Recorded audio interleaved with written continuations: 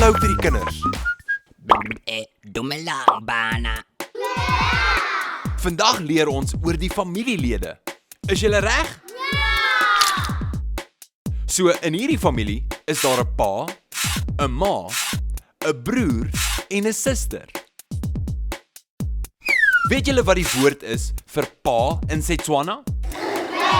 Dis reg, dis re. En weet julle wat die woord is vir ma in Setswana? Baie goed, dis mme. Nou, wat is die woord vir suster in Setswana? Dis reg, dis kgaitsedi. En wat is die woord vir broer in Setswana?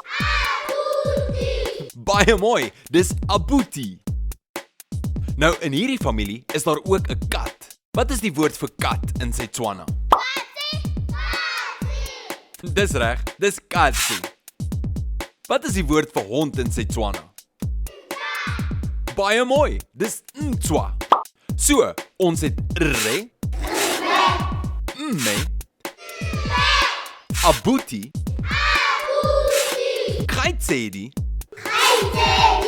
ntswa en katsi. Baie mooi. Nou het jy die woorde geleer vir familielede. Totsiens, abuti.